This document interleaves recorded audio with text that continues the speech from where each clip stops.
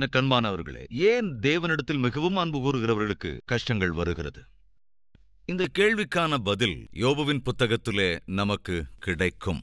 முக்கியமாக யோபுவை குறித்து தெளிவாக உங்களோடு பகிர்ந்து கொள்ள வேண்டும் என்று ஆசைப்படுகிறேன். யோபு என்ற பெயருக்கு அர்த்தம் என்னவென்றால் பாதிக்கப்பட்ட. சில பேருக்கு இருக்கிற அபிப்பிராயம் என்னவென்றால், யோபு அதிகமாய் பாதிக்கப்பட்டதினால்தான் அவனுக்கு அந்த பெயர் வைத்திருப்பார்கள் என்பது கூட சில வேத பண்டிதர்களுடைய அபிப்பிராயம். ரைட்? யோபுவின் வாழ்க்கையில அவன் திருப்தியை கண்டவன். யோபு சந்தானங்களைக் கொண்டிருந்தான். யோபு சந்தோஷங்களை அனுபவித்தான். அதே யோபு சஞ்சலத்தோடு கூட தவித்தான். அதே யோபு நண்பர்களை கொண்டிருந்தான். அதைத் தொடர்ந்து யோபு நல்ல பலன்களை கண்டான். செழிப்பு 2வது, சந்தானம் 3வது, சஞ்சலம் 4வது, சிநேகிதர்கள் 5வது, சகல ஆசீர்வாதங்கள். இன்னொன்று கூட சொல்லியிருந்த இடையில சந்தோஷம், அதை இந்த இதில் விட்டுட்டேன், அவ்வளோதான். 1வது திருப்தி, செழிப்பு. எடுத்துக்கோங்க, உங்க பைபிளை கையில் எடுத்துக்கோங்க. யோபு சரித்திரத்தின் 1வது அதிகாரம் வாசிக்கலாம். ஊத்ஸ் தேசத்திலே யோபு என்னும் பெயர் கொண்ட ஒரு மனுஷன் இருந்தான். அந்த மனுஷன் உத்தமனும் சன்மார்க்கனும் தேவனுக்கு பயந்து பொல்லாப்புக்கு விலகுகிறவனுமாயிருந்தான். யோபுவினுடைய நன்னடத்தையை பார்க்கணும். அந்த நன்னடத்தையை கூட நாம் இங்கே ஆட் பண்ணிக்கலாம். ஏனென்றால் யோபுவின் வாழ்க்கையில அவ்வளவு அற்புதமான ஆவிக்குரிய நன்னடத்தையை நம்மால் பார்க்க முடியும். எனவே அவன் ஒரு சன்மார்க்கன், அதாவது நன்னடத்தைகளை கொண்டிருந்தவனாயிருந்தவன் என்பதைத்தான் இந்த வசனத்திலும் கூட நாம் வாசிக்கிறோம். ஒரு மனுஷன் இருந்தான், அவனுடைய பெயர் யோபு. கவனிங்க, அவன் ஒரு உத்தமனும் சன்மார்க்கனுமாய் தேவனுக்கு பயந்து பொல்லாப்புக்கு விலகுகிறவனுமாயிருந்தான். சோ அவன் ஒரு சன்மார்க்கன். அவன் ஒரு அற்புதமான ஆவிக்குரியவன். அவனுடைய ஆவிக்குரிய நடத்தை தேவனுக்கு மிகவும் சந்தோஷத்தை கொடுத்தது. எனவே தேவன் அவனை மிகவும் உயர்த்தினார். சகோதர சகோதரிகளே, நாம எதுக்காக எல்லாம் இன்னைக்கு போராடிக்கிட்டு இருக்கிறோம்னா, சொத்து சுகம் சேர்க்கணும் அப்படின்னு போராடிக்கிட்டு இருக்கிறோம். அந்தஸ்து எப்படியாவது அடையணும் அப்படின்னு போராடுறோம். ஒரு அதிகாரத்தை பெறணும் அப்படிங்கிறதுக்காக இன்னைக்கு போராடுறோம். இன்று நீ எதற்காக போராடி கொண்டிருக்கிறாய்? சில பேர் பெயர் வரணும்னு போராடுவாங்க, புகழுக்காக போராடுவாங்க, வசதிக்காக, அந்தஸ்துக்காக அல்லது பதவிக்காக, இப்படி அநேக விஷயங்களுக்கு போராடுறாங்க. ஒரு விஷயம் நான் சொல்றேன் பாருங்க. இந்த மனுஷன் எவைகளையெல்லாம் ஆசைப்படுகிறானோ அவைகளையெல்லாம் தரக்கூடியவர் ஒரே ஒரு தேவன் மட்டும்தான். எனவே நீ எவைகளையெல்லாம் ஆசைப்படுகிறாயோ அவைகளை பெற்றுக்கொள்வதற்கு முதலாவது உனக்குள் இருக்க வேண்டியது தேவன்தான். தேவன் உன்னோடே கூட இருப்பார் என்றால் அவரோடே கூட சகல ஆசீர்வாதங்களும் உன்னோடு இருக்கும். ஒருவேளை தேவன் உன்னோடே கூட இல்லாவிட்டால் உனக்கு ஆசீர்வாதமாக காணப்படுகிறவை எல்லாமே உனக்கு நஷ்டங்களையும் கஷ்டங்களையும் தான் கொண்டு வரும். நான் சொல்றது புரியுதாங்க? தேவன் இல்லாத அழகு ஆபத்து, தேவன் இல்லாத ஆஸ்தி ஆபத்து, தேவன் இல்லாத அதிகாரம் ஆபத்து. இதெல்லாம் மறந்துடாதீங்க.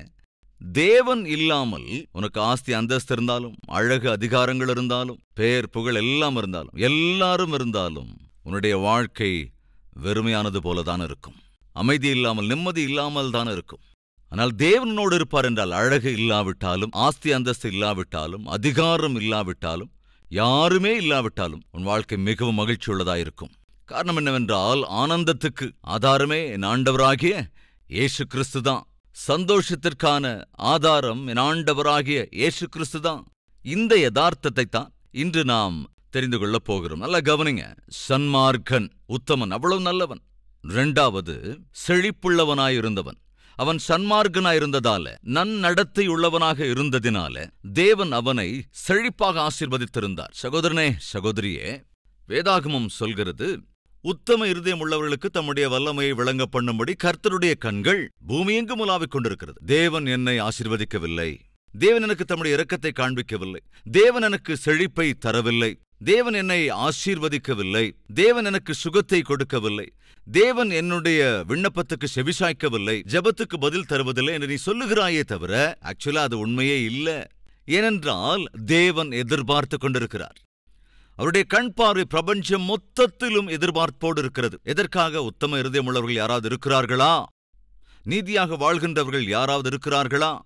அவர்களை ஆசீர்வதிக்க வேண்டும், அவர்களை உயர்த்த வேண்டும், அவர்களுக்கு செழிப்பை தர வேண்டும் என்று தேவன் தேடிக்கொண்டிருக்கிறார். ஆனால் நீ என்ன சொல்லுகிறாய்? தேவன் என்னை ஆசீர்வதிக்கவில்லை, தேவன் எனக்கு கருணை காட்டவில்லை, தேவன் தம்முடைய கிருபையை அருளவில்லை, தேவன் வாழ்க்கையில் அற்புத காரியங்களை செய்யவில்லை என்று நீ சொல்லுகிறாயே தவிர உண்மையில் அது உண்மை இல்லை. அப்ப ஏன் பிரதர் எனக்கு தேவன் பதிலே தரதில்லை? தயவு செஞ்சு கவனிங்க. பக்தனான தாவீது இப்படி சொல்லுவான், என் இருதயத்தில் அக்கிரம சிந்தை கொண்டிருந்தேனானால், பாவம் செய்தால் அப்படின்னு இல்லைங்க, என் இருதயத்திலே பாவத்துக்கான சிந்தையோடு நான் இருப்பேன் என்றால், சிந்தை கொண்டிருத்தல் என்றால் அதாவது ஒரு விதமா பாவத்தின் மேலே ஒரு ஆசை. நீ பாவம் செய்கிறாய் என்று சொல்லாமல் பாவம் செய்கிற சிந்தை இருந்தாலே எங்கேயோ அதன் மேல ஒரு சின்ன பற்று இருக்கு. ஏதோ ஒரு தப்ப, ஏதோ ஒரு பாவத்தை செய்யறதுக்கும் மனசுக்குள்ள கொஞ்சம் இஷ்டம் இருக்கு. தேவன் விரும்பாததை, தேவனுக்கு விருப்பமில்லாத ஏதோ உனக்கு இஷ்டமாயிருக்கிறது. அதுவே போதும் உன் ஜெபத்துக்கு பதில் வராமல் தடுப்பதற்கு. எனவேதான் பக்தனான தாவீது அப்படி சொல்லுகிறான், என் இருதயத்தில் அக்கிரம சிந்தை கொண்டிருந்தேனானால், அதாவது பாவத்து மேல கொஞ்சம் நஞ்சம் இஷ்டம் இருந்தாலே, அதை பத்தின ஒரு எண்ணம் இருந்தாலே என்னுடைய ஜெபங்களுக்கு அது தடையாக வந்து நிற்கும். ரட்சிக்கக்கூடாதபடிக்கு கர்த்தருடைய கரங்கள் குறுகி போகவில்லை, கேட்கக்கூடாதபடிக்கு அவருடைய செவிகள் மந்தமாகவும் இல்லை. உங்களுடைய பாவங்களும் உங்களுடைய அக்கிரமங்கள் தான் தேவனுக்கும் உங்களுக்கும் இடையில பிரிவினையை உண்டாக்கி கொண்டிருக்கிறது. உன் ஜெபத்துக்கு தேவன் பதில் தரவில்லை என்று உனக்கு தோன்றுமென்றால், உனக்கு தேவன் கருணை காட்டுவதில்லை என்ற எண்ணம் உனக்குள் வரும் என்று சொன்னால், உடனே நீ செய்ய வேண்டியது உன்னுடைய இருதயத்தை பரிசீலிக்க வேண்டும். உன் இருதயத்தை நீ பரீட்சிக்க வேண்டும். தேவனுக்கும் உனக்கும் இடையிலே ஏதாவது தடையா இருக்கிறதா என்பதை சோதித்து அறிந்து கொள். சில சமயங்களை நம்ம கார்ல போகும்போது அந்த கிளாஸ நம்ம பார்க்கவே முடியாது. ஏன் பார்க்க முடியாது? யோசிச்சு பாருங்க. கார்ல போய்கிட்டு இருக்கும்போது நமக்கு முன்னால எதுவுமே பார்க்க முடியாது. காரணம் என்ன? பனி மாதிரி அப்படியே உருவாயிடும். அந்த பனி மூடிக்கொள்வதனால எதிரில் வர எதையுமே உன்னால பார்க்க முடியாது. அப்படி எதையுமே பார்க்க முடியாம இருக்க காரணம் என்ன? உன் கண்ணா போயிடுச்சு என்னங்க? இல்ல, கவனிங்க. அந்த பனி என்ன செய்கிறது? முன்னால் இருக்கிற, எதிரில் இருக்கிற வழியை பார்க்க முடியாதபடி செய்து விடுகிறது. வழியே இல்லன்னு இல்ல, வழி இருக்கு. ஆனா அந்த வழியை பார்க்க முடியாம இருக்கிறதுக்கு காரணம் என்னன்னா, உங்க கார் கண்ணாடிய பனி சூழ்ந்திருக்கு.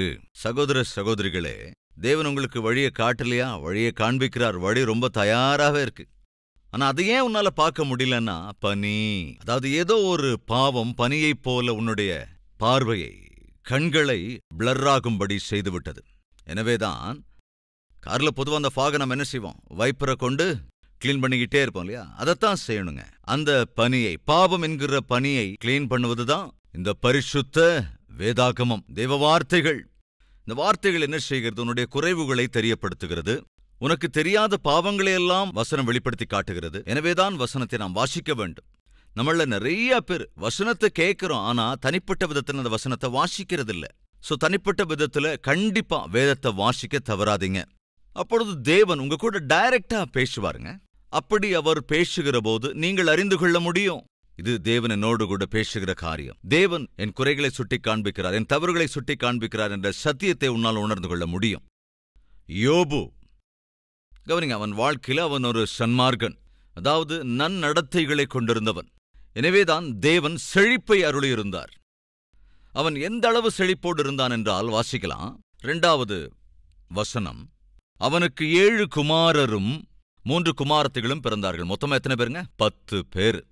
10 எதற்கு அடையாளம் என்றால் பரிபூரணத்துக்கு அடையாளம். 7ஆம் நம்பராக இருந்தாலும், அதேபோல 10ஆக இருந்தாலும், 40ஆக இருந்தாலும், இந்த நம்பர்ஸ் எல்லாம் சாதாரணமா ஒரு கம்ப்ளீட்னஸுக்கு அடையாளமாக இருக்கிற எண்கள் என்று சாதாரணமாக சொல்லுவார்கள். 3ஆக இருந்தாலும், அதே போல 4ஆக கூட இருந்தாலும், இப்படி இவைகள் ஒரு சம்பூர்ணத்திற்கு அடையாளம். 10 பிள்ளைங்க இருந்தாங்களாங்க. வேற என்னங்க வேணும் சொல்லுங்க?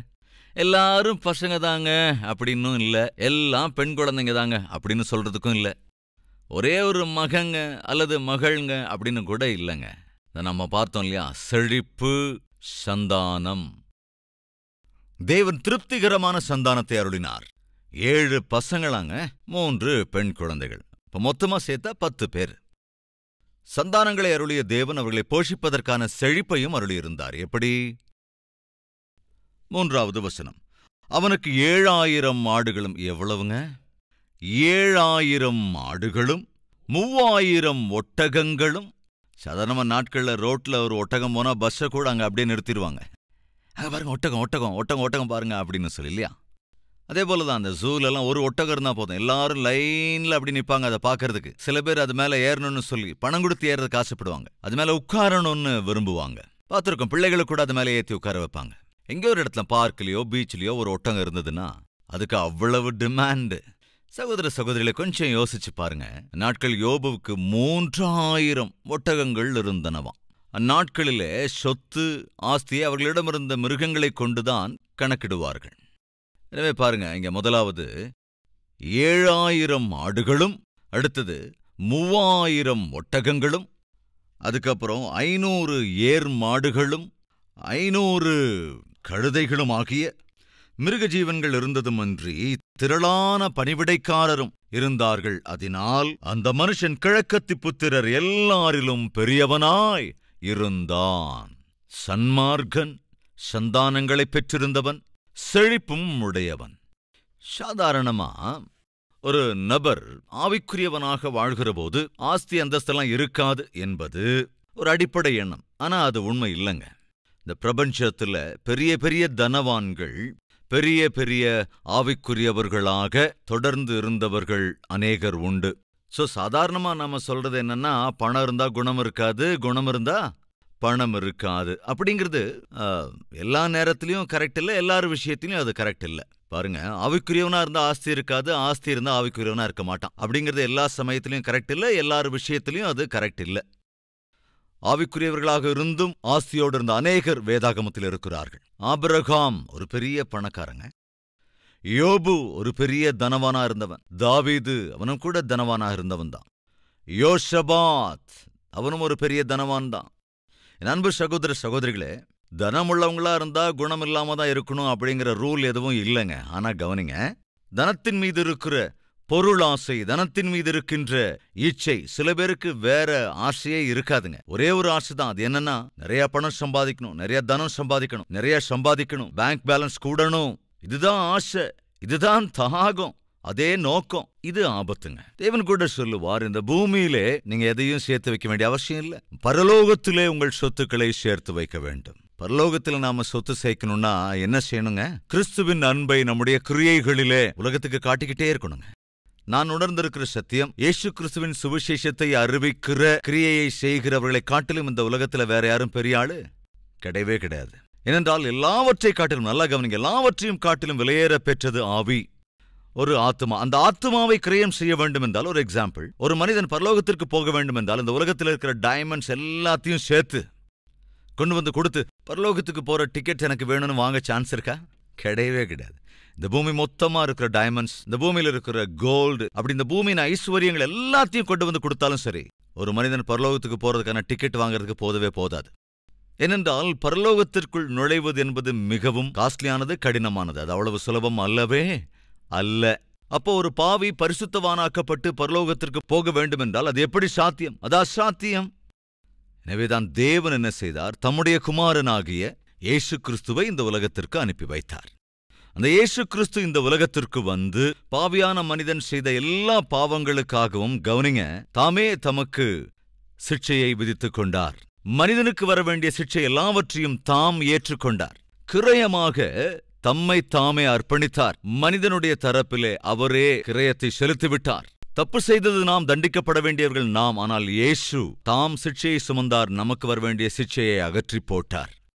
இப்ப பரலோகத்திற்கு நாம் போக வேண்டும் என்றால் நாம் டிக்கெட் வாங்குவது சாத்தியம் அல்ல. ஆனால் தேவன் திட்டவட்டமாக சொல்லுகிறார், என் குமாரனாகிய இயேசு கிறிஸ்துவை விசுவாசிக்கிற எல்லோருமே என்னுடைய குமாரராய் குமாரத்திகளாய் உயர்த்தப்படுவார்கள். அன்பு சகோதர சகோதரிகளே, ஒரு பாவி பரிசுத்தவானாக மாற்றப்பட்டு பரலோகத்திற்கு சேர்வதற்கான இருக்கிற ஒரே ஒரு மார்க்கம் ஆண்டவராகிய இயேசு கிறிஸ்து தான். அந்த இயேசு கிறிஸ்துவை ஏற்றுக்கொள்ளுகிறவர்கள் தேவனுடைய குமாரர்களாய், தேவனுடைய குமாரத்திகளாய் ஏற்றுக்கொள்ளப்படுவார்கள். பரலோகத்தில் இருப்பது யார்? தேவன் இருக்கிறார். வேறு யார் இருப்பார்கள்? பரலோகத்திலே தேவனுடைய பிள்ளைகள் இருப்பார்கள். அப்ப இப்போ நீயும் நானும் பரலோகத்திலே தேவனோடு இருக்க வேண்டும் என்றால் நாம் என்னவாக வேண்டும்? தேவனுடைய பிள்ளைகளாக வேண்டும். தேவனுடைய பிள்ளைகளாக வேண்டும் என்றால் அது எப்படி நமக்கு சாத்தியமாகும்? தேவன் அதற்கான வழியை காட்டியிருக்கிறார். அந்த வழி என்ன?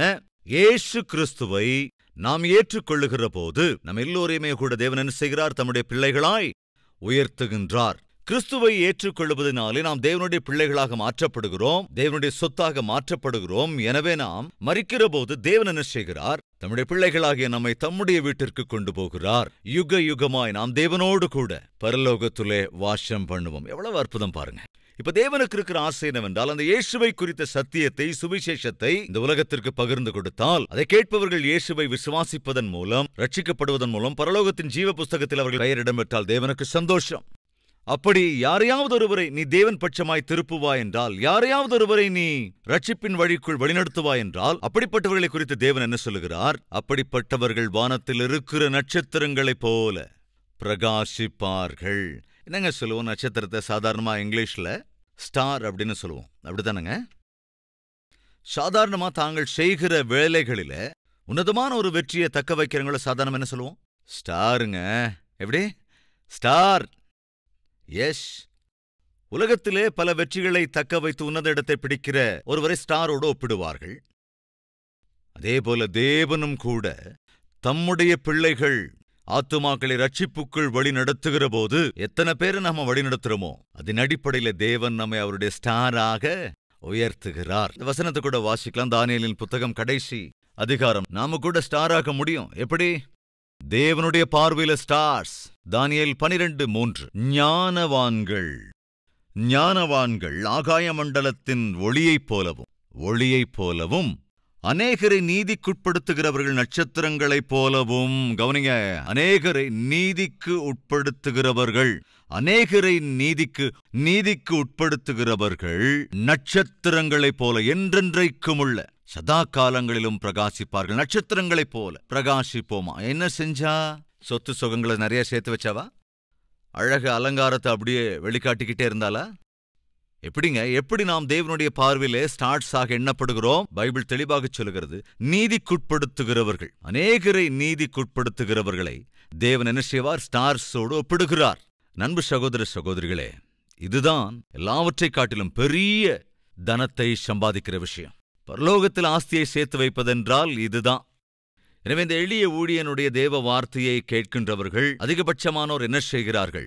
ஆத்தும ஆதாயத்துக்காக அவர்களுக்கு இருக்கின்ற ஆஸ்தியை அல்லது சம்பாத்தியங்களை, அதன் ஒரு பாகத்தை சுவிசேஷ ஊழியத்திற்காக கொடுக்கிறார்கள். ஏனென்றால் நாம் கண்டிப்பா மறிச்சிருவோம். நாம் மறிக்கும்போது நம்மோடே கூட நம்முடைய சொத்து சுகம்லாம் வராது. நம்ம போகும்போது இதெல்லாத்தையும் எடுத்துட்டு போமா? ஒரு கோல்டு காயின் எடுத்துட்டு போமா? சகோதரிகளை கொஞ்சம் யோசிச்சு பாருங்க. கையில காதல் இருக்கிறது ஏதாச்சும் நீங்க எடுத்துட்டு போவீங்க போகும்போது, பரலோகத்துக்கு போகும்போது அதெல்லாத்தையும் எடுத்துட்டு போவங்க பொண்ணை விடுவாங்களா? ஒருவேளை அதை எடுத்துட்டு போலான்னு நினைச்சாலும் நல்லா கவனிங்க. அம்மா எவ்வளவு நல்ல அம்மாவா இருந்தாலும், அந்த அம்மாவோட கைகளில் வளையல் இருந்தாலும், காதில் அழகழகான கம்மல்கள் இருந்தாலும், அவங்க மறிக்கிற வேளையில பிள்ளைகள் அதெல்லாத்தையும் அப்படியே போட்டுன்னு விடுவாங்களா? கல்லறை வரைக்கும் கூட எடுத்துட்டு போக விட மாட்டாங்க. தயவு செஞ்சு கவனிக்கணும். இந்த உலகத்துக்கு நீ வரும்போது வெறும் கையோடு தான் வந்த. இந்த உலகத்தை விட்டு போகும்போதும் வெறும் கையோடு தான் போக போற. ஆனால் இந்த உலகத்திலே நீ உயிரோடு இருக்கும் காலம் கிறிஸ்துவுக்காக நீ என்னவெல்லாம் செய்தாயோ அது ஒன்று மட்டும்தான் உன்னை பரலோகத்திற்கு கொண்டு சேர்க்கும். உலகத்துக்காக, உனக்காக, உன் குடும்பத்துக்காக நீ என்ன செஞ்சாலும், எவ்வளவு சொத்து சுகங்களை சேர்த்தாலும், எத்தனை வீடு வாங்கினாலும், இன்னும் என்னென்ன செய்தாலும் அது இந்த உலகத்துல தான் இருக்க போகுது. ஆனால் கிறிஸ்துவின் அன்பை கிரியைகளில் காண்பிப்பதற்கு, கிறிஸ்துவை குறித்த நற்செய்தி இந்த உலகத்திற்கு அறிவிப்பதற்கு, கிறிஸ்துவின் சபை வளர்ச்சிக்காக நீ செய்கிற ஒவ்வொரு காரியமும் செயலும் பரலோகத்துக்கு உன்னோடே கூட வரும். அதுதான் பரலோகத்தின் ஆஸ்தியை சேர்த்து வைப்பது என்றால்.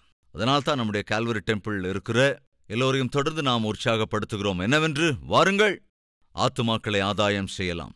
வாருங்கள், எல்லோரும் சேர்ந்து சபைகளை ஸ்தாபிக்கலாம். நாம் இந்த உலகத்திலே மரிப்போம், ஆனால் பரலோகத்திலே திரும்ப எழுவோம். அந்த சமயத்தில் நம்மோடே கூட பரலோகத்துக்கு வருவது யாரெல்லாம்? நாம் அறிவித்த சுவிசேஷத்தை ஏற்று ரட்சிக்கப்பட்டவர்கள் நம்மோடே கூட பரலோகத்துக்கு வருவார்கள். அன்று அப்படி பரலோகத்துக்கு போகிற போது நீங்க நினைப்பீங்க என்னன்னு, அநேக ஆயிரக்கணக்கானோர், அநேக லட்சக்கணக்கானோர் சதீஷ்குமாரை பார்த்து, பிரதர் உங்களுடைய செய்தியை கேட்டுதான் நான் ரட்சிக்கப்பட்டேன். இங்க உட்கார்ந்துருக்கவங்க எத்தனை பேர் அப்படி சொல்லுவீங்க? நான் கொடுக்கிற தெய்வ செய்தியை கேட்டு ரட்சிக்கப்பட்டவங்க யாராவது கையெழுத்துங்க. Yes yes yes yes. இப்போ நீங்க பேசாம இருப்பீங்களா? பரலோகத்துல என்ன பாத்தீங்கன்னா என்ன செய்வீங்க? யோசிச்சு பாருங்க. கட்டாயம் என்ன வாழ்த்துவீங்களா இல்லையா? அந்த பரலோகத்தில் இருக்கிற மகிமையை பார்க்கிற போது, சந்தோஷத்தை பார்க்கிற போது, உங்கள் கண்களில் இருந்து ஆனந்த கண்ணீர் சொரிகிற போது கட்டாயம் நீங்க அந்த இடத்துல என்ன பாப்பீங்க. வந்து ஷேக்கன் கொடுப்பீங்க. நீங்கள் அறிவித்த தேவ செய்திதான் இதோ இந்த அற்புதமான பரலோகத்துக்கு என்னை அழைத்து கொண்டு வந்தது என்று. ஆனா தயவு செஞ்சு கவனிங்க, அந்த வார்த்தையை என்னால் அறிவிக்க முடிகிறது என்றால், டிவி மூலமாக இந்த வார்த்தையை அறிவிக்க முடிந்திருக்கிறது என்றால், அதற்கு பின்னால் எத்தனையோ பேருடைய அற்புதமான தியாகங்கள் உண்டு. சோ நான் என்ன சொல்லுவேன், நான் இந்த வார்த்தையை உங்களுக்கு அறிவிக்க முடிந்ததென்றால் இதோ இவர்கள் எல்லோருடைய உதவியினால்தான் என்னால் அறிவிக்க முடிந்தது என்று சொல்லி சில ஆயிரக்கணக்கானோரை உங்களுக்கு அறிமுகம் செய்து வைக்க முடியும். எனவே யாரெல்லாம் கல்வாரிசுரம் நிகழ்ச்சியை தாங்கியிருக்கிறார்களோ, அவர்கள் அப்படி தாங்கி இருக்கின்ற அந்த நிகழ்ச்சியின் மூலமாக எத்தனை லட்சம் பேர் ரட்சிக்கப்பட்டிருக்கிறார்களோ நமக்கு தெரியாது. அதெல்லாவற்றையும் பரலோகம் மட்டும்தான் நமக்கு தெரியப்படுத்தும். நீ ஒரு தனவானா இல்லாம இருக்கலாம், அதாவது இந்த பூமியில இல்லாம இருக்கலாம், ஆனால் பரலோகத்திலே நீ ஐஸ்வர்யவானா இருக்க முடியும். அதைத்தான் தேவனும் விரும்புகிறார். என் அன்பு சகோதர சகோதரிகளே, யோபு உத்தமன், சன்மார்க்கன், நன்னடத்தை உள்ளவன், சந்தானத்தை பெற்றிருந்தவன், செழிப்புக்களை எல்லாம் பெற்றிருந்தவன். ஆனால் அதே சமயத்துல நாம் மறந்துடக்கூடாது, தன்னுடைய செழிப்பை மாத்திரமே ஆதாரமாக வைத்துக் கொண்டு அவன் வாழவில்லை. அப்புறம் அந்த செழிப்பு எல்லாவற்றுக்கும் காரணம் தேவன்தான் என்ற சத்தியத்தை கெட்டியாக நம்பினவன். எனக்கு இருக்கிற இந்த செழிப்புக்கு, என்னுடைய சந்தானங்களுக்கு, நான் பெற்றிருக்கிற சந்தோஷத்துக்கு ஆதாரம் யாருங்க? தேவன்தான். வாருங்கள் ஜெபிக்கலாம். இந்த ஜெபத்துல எல்லோரும் ஒருமனப்பட்டு ஜெபிக்கும்படி கேட்டுக்கொள்கிறேன்.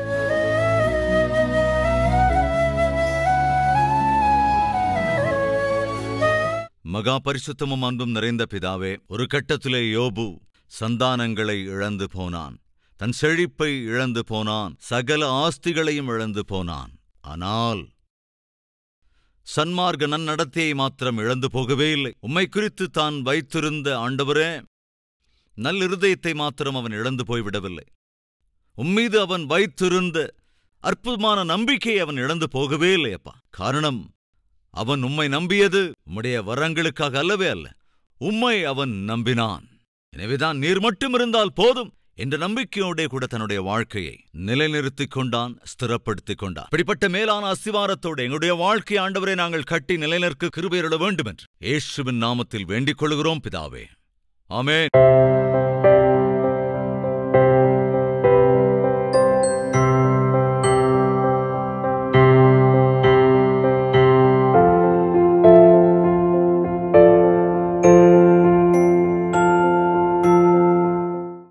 எங்கள் முகவரி: கல்வரி, தபால் பெட்டி எண் 30, குக்கட்பள்ளி, ஹைதராபாத் 72.